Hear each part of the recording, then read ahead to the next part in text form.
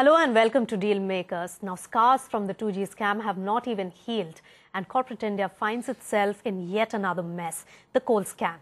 The Supreme Court ruling has deemed all the 218 blocks illegal, and the fate of many power, metal, even cement companies hang in balance. So we've come a long way from the telecom scam, I would say, because in the coal block allocation scandal, neither have any executives really gone behind bars so far, and nor has the apex court really cancelled all the licenses in one stroke. So in fact, the Attorney General of India has urged the court to spare the operational mines. But given the importance of coal and the economic activities like power and manufacturing dependent on the fuel availability, the damage could be widespread. And not to forget the financial sector like banks as well as the investors who have doled out thousands of crores in these projects. Now, to understand all the aspects of this, we have with us a panel of experts today. Let me welcome Partha Bhattacharya, the former chairman of Coal India, now with Deepak Fertilizers, Mr. Sushil Maroo, who is a director at Essar Energy, and from the banking space, we have Rajnish Kumar, MD and CEO of SBI Caps. Gentlemen, good to have you on the show. Now, before we get into the nitty-gritty of the damage done, first, Mr. Bhattacharya, throw more light on how long will we take to recover from this blow and get back to normalcy? You see, first of all, if the government accedes to the request of the AG, if the court accepts the AG's contention and the presently producing blocks are spared, then immediately there is no impact on coal supply, because captive block allottees today are producing around 40 million tons of coal, about 7 to 8% of total coal production, and that stays. What can happen is, in future, if we are expecting more coal to come out of the captive blocks, that would not come immediately. That is only going to be the limited impact of this decision. So, but at the same time, the way we have seen the captive blocks, come into operation has been a very tardy and a very slow process. If I go by the documents which were prepared during the 11th plan period, the captive blocks were expected to produce around 111 million tons by financial year 11-12. and more than 330 million tons by financial year 16-17, and we are nowhere there. So the process has been really very slow. So I don't think that cancellation of the blocks which are not into production and then giving them on auction for either commercial mining or end use, whatever government may finally decide, I would always think that commercial mining is the best thing to happen. In that situation, if we start from a clean slate, and having paid the money through auction process, there will be a lot more zeal and determination on the part of the block allottees to bring those blocks into production faster. And if that happens, I think the damage, whatever damage we can perceive to have been done, will be nullified in no time.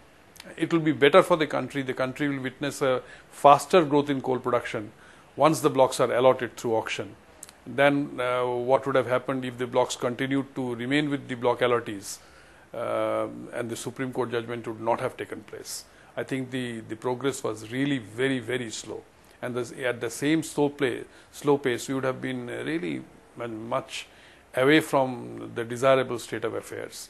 This could be beginning of a new era. It could be a phase of changes, and a new era could begin after this coal mess is over. How much time it will take is something that everybody is pondering over. But Mr. Kumar, what have been the learnings from the telecom scam? Help us understand how long will it take for the economy to recover from this, and what are the lessons learned which could come into the coal sector after the scam situation is over? Telecom sector more or less by and large settled. And if the spectrum price has gone up, so has gone the price for the ultimate consumer. You would have observed that in last couple of months, the price of at which you make a call, that has gone up, it is inching up slowly. Same is that if it is decided that the coal or all the natural resources which go into industry, they have to be commercially exploited and commercially priced, then as a consumer, we should be ready to pay a higher price. It cannot be a situation where you pay a commercial or a market rate for the coal and you get a power at a subsidized rate. So private investor or private equity promoter cannot afford and would not be in a position to subsidize the operations. If cheap power has to be sold, then obviously the government only can afford to subsidize. So clearly the noise from the sectors are coming in loud and clear that there has to be more market-driven prices in every sector if the resources cannot be allocated and have to be given by competitive bidding. Now let me go to the corporate then. Mr. Maroo, what does the Supreme Court order on coal scam really mean for the business world? Nobody thought of going it right up to the beginning of 1993. So we are talking of something about 24 years now. Which came up very shocking, because a large number of mines which are operational, lot of business activity dependent on that. Many plants are working, lot of future plants have been made, and a lot of mining has been done. Loans have been taken, investors have put their money, so it came quite a shocking event as such. So between the devil and the deep sea, which one is better? Compensation payment is a better option, you think, than cancellation of all the mines? See, when we talk about compensation, we have to also determine whether there is a benefit given to the company or not by these allocations.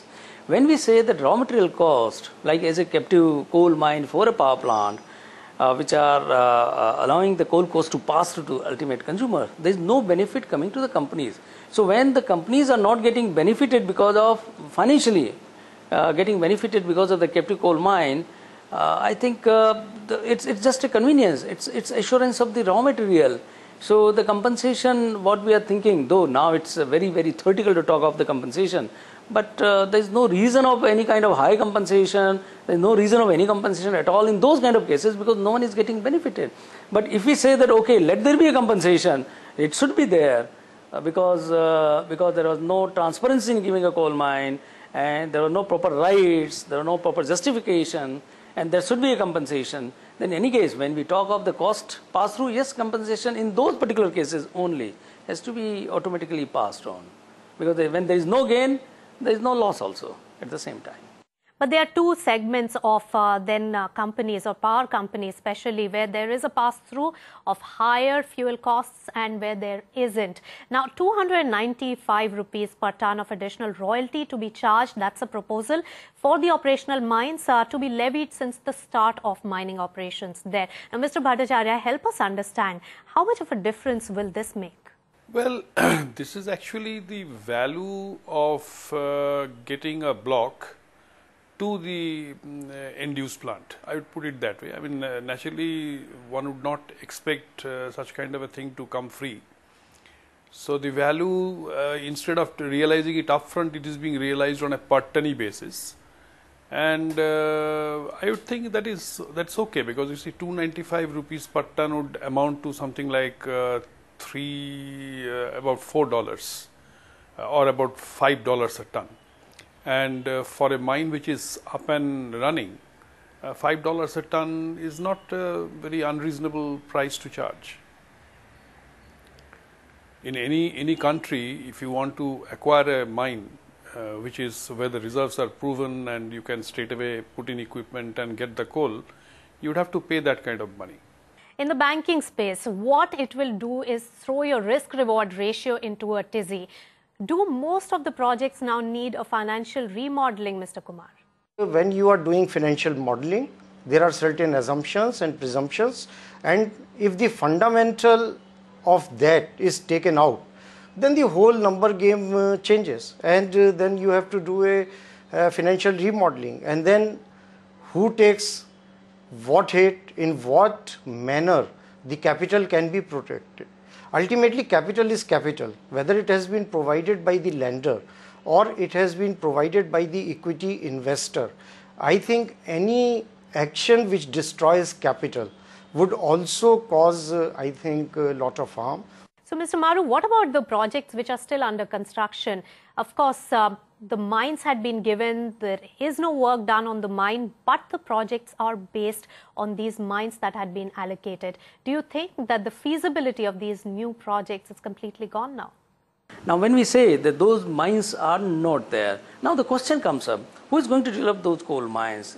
If someone is developing those coal mines and those power plants are getting coal from the same mine, then it's okay. But in large number of cases, it's not going to happen, it seems. But in those cases, if the coal comes from another place and those mines are not finally developed, or it takes a long time to develop, then those kind of projects will have a tough time, because there is no logistic available. It was not planned right in the beginning based on this concept. So those projects will have a tough time, and that may affect the viability, feasibility of some of those projects. No rail line, no road available, transportation coal will be a nightmare, cost will rise, and in some of the cases, if they already signed PPA, then they have to pass on this additional cost. So it's a big nightmare. So every project has to be viewed based on many parameters. But yes, there will be many projects which will not pass through this criteria, and they will become unviable. And while the project dynamics really changed, Mr. Kumar, after this Supreme Court order, do you think that it will be easy to push through a higher cost of funding to the companies, considering that the promoters, who are pretty powerful in the system, would expect some leniency from their lenders as well? So it depends upon how strong the promoters are and how much capital they have. That is one question. But ultimately, again and again we are coming to the same question, particularly for power projects where the promoters, they have bid that they will supply power at a particular rate, and there could be situations where the cost of the coal could be passed through. So those projects, the impact would be minimal in the sense that till such time the clarity emerges about the long-term supply of the coal, they can source the coal from other sources and then pass on the cost to the consumer. But there is a limitation to that also, that if the costs are very high, and given that the finances of the state electricity boards are not in the best of the shape, so there is a limitation even whether they can afford it. So that is one aspect. Second, if there is no pass-through, then I think we are in a really very difficult situation. And in fact, as of now, I don't think I have any ready answer to address that problem. So, Mr. Bhattacharya, the dichotomy of the situation is that in India we have enough coal reserves, but we still have a shortage. So, therefore, the demand-supply mismatch is ever existing. When is this going to end? I think it's basically a question of how fast we can induct competent players with core competence in coal mining. We need to have multiple players work in this country and create a competitive scenario which will be good for both Coal India and also for the markets. And that can happen only by opening up the coal sector. And Mr. Maroo, in your estimate, how big is the damage done to the corporate world when it comes to this development? One damage is the confidence damage, where we talk of any kind of allocation done by the government or any kind of sanctions received from the government, and based on that the actions taken, based on that money raised, based on that economic activity started, based on that investors, bankers, individuals, everyone put money. So that is basic trust factor. That's the biggest damage, number one. Number two, coming to the steel and power sector on the other side, for the companies it will depend where they are, but to a great extent for power, where we are saying that now because the Ministry of Power has come out with the bidding guidelines, where they have already said that all the cost that is coming from the captive coal mine has to be a pass-through. That's the new bidding guideline.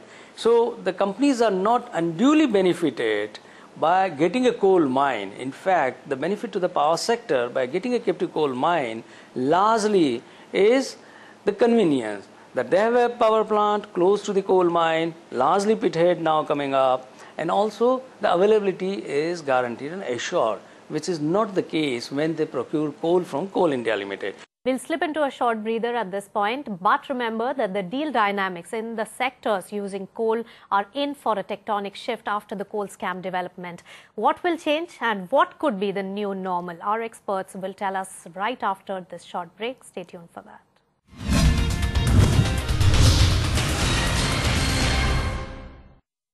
Welcome back. You're watching Dealmakers, and we are discussing the coal block allocation scam and what's in store on the deal street. Mr. Kumar, along with power deficiency, which we may experience after this particular judgment, will there be a complete blackout on the investments in the sectors as well?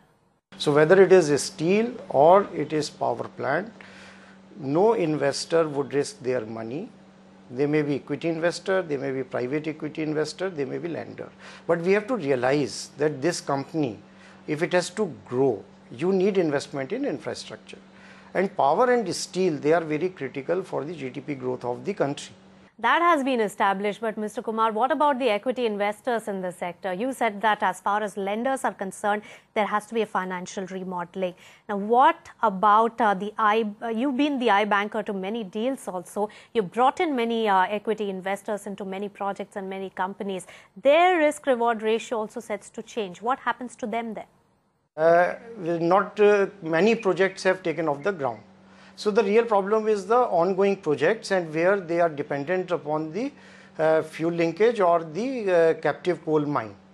So these projects, definitely the capital from the lenders as well as private equity, it will not come, or it will be difficult to come unless there is a complete certainty going further that how are they going to get this critical input, which is coal. Because the entire value chain is dependent upon supply of coal.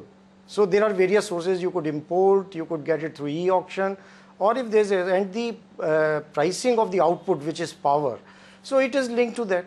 And if the risk goes up, so obviously the cost of the capital, whether being provided by the lenders or by the equity holders, cost of capital will go up, then you have to price in the enhanced risk.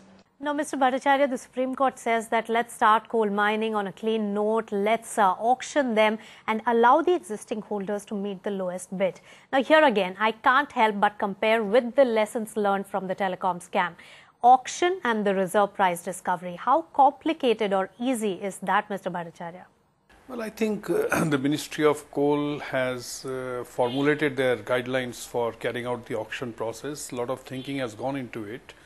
And there will be a special dispensation for coal blocks which are auctioned for power stations. It will be discounted. So we need to really see how it fans out. And but only thing is that if finally it is auctioned for commercial mining purposes and commercial miners are able to deliver coal to every coal consumer, that will require a little remodeling of the whole auction process once again. That will also require reblocking of the deposits and to come up with bigger blocks so that commercial mining is sustainable. So we'll have to really wait and watch. Right. And Mr. Bhattacharya, another question that comes to my mind is, in the meantime, while the process is going to be very time consuming, right now Supreme Court hasn't even given the final order. After that, probably it will take some time to clear out the mess. In the midst of all this, you've been a chairman of Coal India, the largest supplier of coal in India. Do you think that Coal India can match the expectations and the supplies that are required while the private companies cannot mine on their own, or at least give the linkages? I don't think Coal India has any option. It will have to put its act together and scale up its production very substantially. And it has recently got back more than 100 blocks. Which it wanted to get back. So I think it has to take the whole process very seriously, take on actions which will allow it to grow exponentially, at least at the rate of 10 to 12% per annum for the next few years, to see that the gap is not allowed to, become exponential, increase any more from the current levels. And to an extent, we need to have a dependence on imported coal as well. So Coal India expanding its production fast and complemented by imports should be able to take care of the growth in the power sector for the time being, in the let us say in the short term and the medium term. And till that time, we should be able to get our acts together in auctioning out the blocks for either commercial mining or whatever, so that more competent players can come in and fill the gap. But the deal scenario will change completely as well, given the uncertainties that have come up. Now, Mr. Kumar, you've been the iBanker for many deals where power companies have huge debt, have to reduce their debt by selling off assets. Now, do you think that it will be more difficult to find buyers for these companies? Because seller and buyer both know the circumstances and the real value of the asset. If because of the if any project is impacted on account of the ongoing proceedings in the Honorable Supreme Court, so naturally any buyer would be very wary and will not put a value. So those type of deals are not likely to happen. But the deals where the project is complete, they have the history of generating cash flows, and the buyer, whoever is putting money, they are fully aware that what return on their equity they can expect. And there may be situations where the seller has taken or will take some hit on the equity, and there may be situations where not only the equity is wiped off, even lenders may have to take some haircut. And coming to the auction process and also giving coal on a commercial basis, now government is thinking, as reports suggest, on commercial mining like NELP rounds that are done in oil and gas. Now, is this a step in the right direction, Mr. Maroo? So let there be people who are expert in doing the coal mine, let them do the coal mining, let there be people who set up the plant, let them buy from the market anywhere, let it be open market like in any other commodity. World over it is the case. When we go, we talk of Australia, we talk of Canada, we talk of USA, we talk of South Africa, major coal mining is done freely. No connection with the end use plant, but we have it in India. Let's open it up. Let's give mines freely to whoever wants to do it. Let's auction those mines. Let people quote it based on their own scenario. Let them do the mining, sell it to whoever wants to buy it. More mines will be opened up faster. More coal will be available. People will think about, if they want to set up a power plant, they'll think about power plant. If they have expertise in steel plant, they'll think of steel plant. And they don't have to worry about licensing with the government, taking various approvals, opening up the mines. It's a different industry. It's a different business altogether. There's no need to combine these two to unnecessarily bring inefficiency in the system. Let these two be separate. Let the coal mining be opened up, and we'll see that rather than importing coal, we will be able to take care of all the coal need of the country from our own coal reserves available in the country. So are you suggesting that monopoly of Coal India should now come to an end in the country?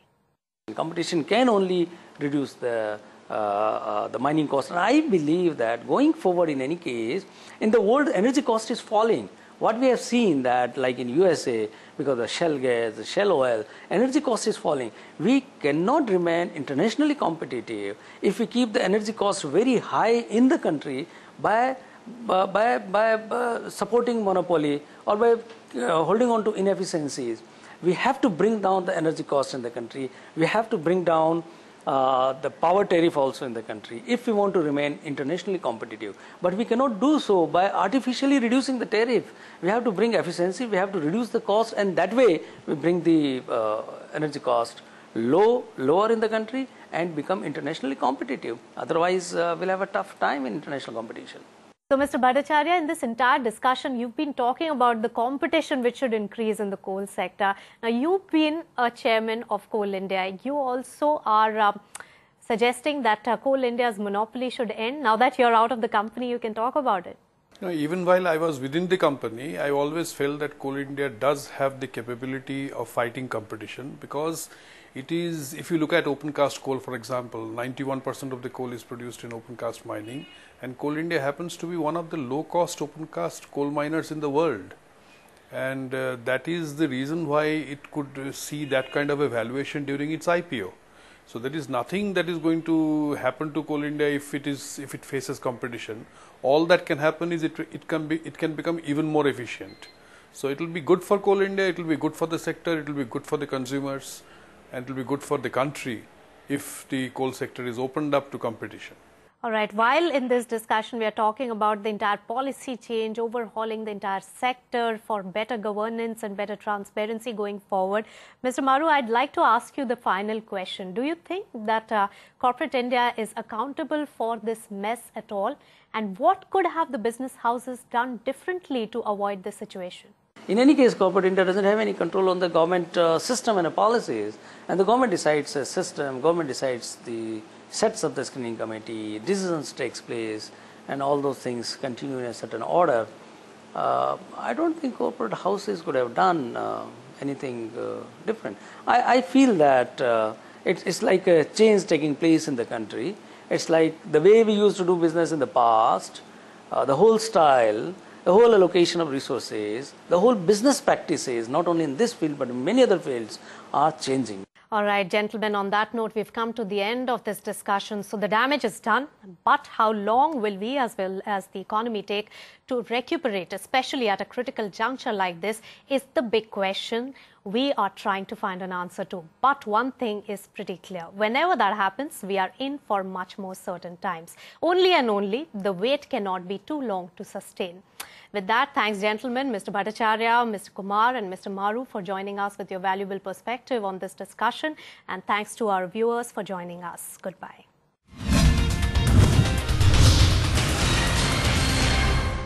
Find us on Facebook at facebook.com/ETNow and don't forget to click the like button. You can also follow us on Twitter at ETNowLive. To stay updated with all our programming, hit the subscribe button on our YouTube channel by logging on to youtube.com/user/ETNow.